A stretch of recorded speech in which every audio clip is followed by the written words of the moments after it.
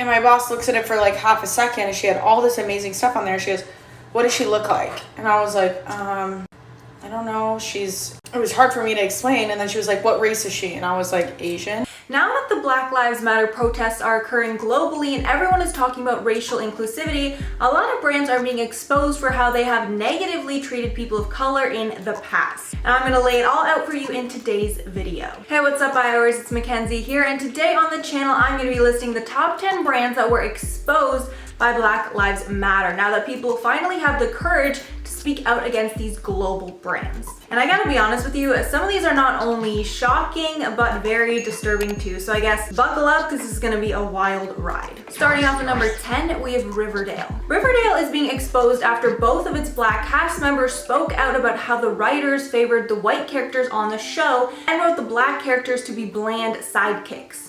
Ashley Murray, who used to be on the show but was written out, and Vanessa Morgan, who is now the show's only Black lead, spoke out heavily against how they were portrayed in the show, with Vanessa tweeting a long message that she is tired of being a one-dimensional sidekick, only used for ads but never in the actual show. Then in another tweet said she was the only Black lead and she gets paid the least on the show. Both women said not to attack their fellow castmates as they have no power over these decisions, but rather demand equality from writers, directors, and showrunners. Up at number 9, Glee. Glee's Lea Michele has been called out like crazy over the last week after she tweeted out in support of the George Floyd protests, but was quickly called out by former castmate Samantha Marie Ware for making her life on set living hell and causing traumatic microaggressions that made her reconsider a career in Hollywood. Then after her tweet started to go viral, other Black cast members came out in support of Ware, somewhat confirming that Lea had treated Black actors differently on set. Although some other actors have come out to support her, like Iqbal Theba, who said that Lea was never racist to him, but she's still getting dragged through the mud for how she treated her fellow actors. And now some heat is coming onto the show itself for allowing one of its biggest stars to be rude and allegedly racist on set, and really doing nothing to stop it. In at number 8, Refinery 29. Refinery 29, which is a media company aimed at amplifying women's voices, has also come under fire for the way they have treated people of color on their staff. Former Deputy Director of News and Politics, Ashley Elise Edwards, decided to speak out on Twitter, where she stated that Black employees were not paid fairly and were not in enough management positions at the company. Then another writer, Ashley C. Ford, wrote that while she worked for the company, she found that the pay disparity was atrocious and it was run by white women's egos, as she said. And that she went back to freelancing after she felt she was not treated fairly by the company because of her race. Refinery 29 has responded, saying in a statement that they are listening and they will take a comprehensive look at themselves and are committed to making appropriate changes in the company. In at number 7, L'Oreal. So this is another one that I've covered already on the channel, so I won't go into crazy detail, but basically back in 2017, Black trans model Monroe Bergdorf was fired by L'Oreal after she spoke out about her issues with race in America as a Black woman. And after L'Oreal found her comments divisive, they decided to fire her from their campaign. But recently, with the current protests, they posted a photo saying that speaking out is worth it, which prompted Bergdorf to call them out on social media, saying that speaking out only seems to be accepted if it's to their standard. As well, Little Mix singer Jade Thirlwall decided to speak up on her defense, asking L'Oreal to make a public apology to Bergdorf. At this time, it doesn't look like L'Oreal has addressed her statements though. Up at number 6, CrossFit.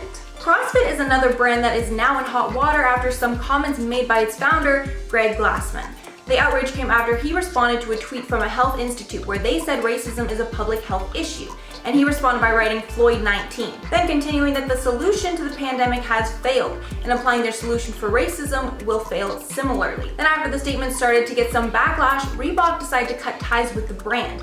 Then the brand decided to apologize, saying that he made a mistake with his words and he's deeply saddened by the pain this mistake caused. Halfway through at number 5, Reformation. So Reformation, which is a sustainable clothing brand, got a lot of backlash after a former employee named El Santiago commented on the brand's Black Lives Matter post, speaking of their hypocrisy, saying in a comment on the post, quote, "Working for Reformation deeply traumatized me. Being overlooked and undervalued as a woman of color who worked and managed their flagship store for 3 years was the hardest." Then after her comment generated thousands of likes on the post, she came out on her own page, writing more thoroughly about an experience she had with a higher up at the company, who overlooked her for promotion 3 times and promoted white women who were less qualified than her instead. She also called out the founder of the company, Yael Alfalo, Speaking of one specific incident where someone showed Yale a potential black model and she responded, quote, "We're not ready for that yet." After all the outrage, the brand responded on their Instagram with a lengthy post with the founder outlining her shortcomings and vowing to create a more inclusive company. But the people in the comments didn't really seem to forgive the brand. Up at number 4, Dolls Kill. So I gave a full explanation of the Dolls Kill situation in a video I did about them last week, but to summarize, Dolls Kill has had a long past of being racially insensitive and being called out for cultural appropriation. But with the current Black Lives Matter protests that have been taking place, the owner of Dolls Kill, Shadi Lynn, posted a photo to her personal Instagram with the police lined up in front of her shop, with a caption that seemed to be in support of the police. And after this was posted, several influencers, including Elijah Daniels, spoke up about it and called for a boycott of the store. Then after this, the company tried to save face with a public post on their Instagram saying they supported the protests and would pledge $1 million to buy from Black-owned brands. But people discovered that the brand was unfollowing people on social media that were speaking up about the movement. And then to make it even worse, the owner took to her Instagram stories again to call out Elijah, making things even worse. Then recently the owner posted an apology video, but it hasn't really been well received, and it seemed to be very forced watching it myself. Up at number 3, Milk Makeup. So Milk Makeup is another brand coming under fire after former creative producer at Milk Makeup, Ed Luat Hussein, has come forward saying her life was made a living hell by the former VP of marketing while she was employed with the brand. She wrote extensively at how the brand would constantly use culturally insensitive marketing concepts for certain products, such as delivering their Kush mascara in a baggie to make it seem like a drug deal. Then when casting for photo shoots, it was clear diversity was on a token basis. And lastly, she spoke of how there were constant microaggressions against Black employees. As a result of the backlash, one of the co-founders decided to speak up on the company's Instagram page, saying that they are ensuring to do better for their employees of color. Up at number 2, Brandy Melville. Brandy Melville is being called out for racism after a former employee exposed the brand on TikTok. TikTok user Callie Jean XO shared a video about her experience working at Brandy Melville for 3 months when she was 17. She started the video saying she was approached by an employee at the store and offered a job, even though she had no work experience, just because of how she looked. She then continued that when an Asian girl came in and gave her resume, the boss did not even look at the resume, only asked her how she looked and what race she was. And then when she said Asian, the boss said to tell the girl that they weren't hiring. Continuing that in her experience, they didn't hire based on qualifications, only on looks.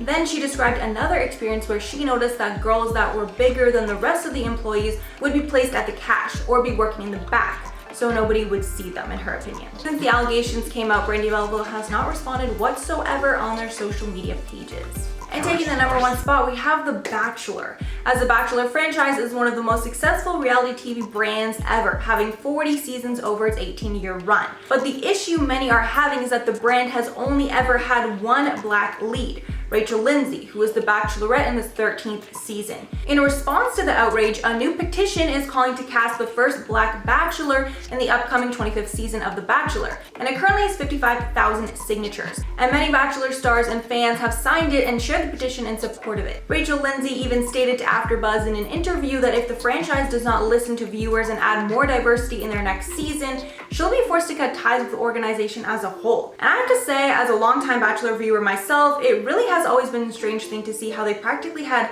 like no diversity on the show after the first few episodes. So I'm really hoping that they listen and do something to add more diversity with the people on the show. I have to say I did really like how they added Claire Crawley for this season to try and diversify with age as well. So it seems like they're making some moves, but they really need to be making more. Okay guys, so that's all for this list. I'm hoping that through this list and all the other exposing online that's happening, we can all be more educated on what brands we're supporting and hopefully demand more change and the inclusivity that is in a lot of brands that we use.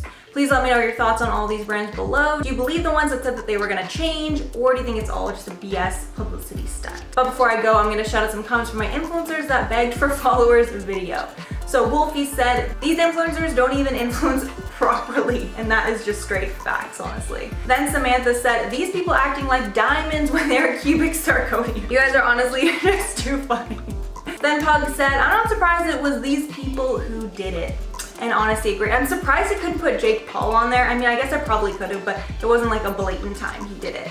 Okay, everyone, that's all from me for today. Please make sure to like and subscribe down below if you liked and want to see more videos like this one. Also follow the IO team on our socials to be kept up to date with us. Thanks so much for watching, and I'll see you in the next one.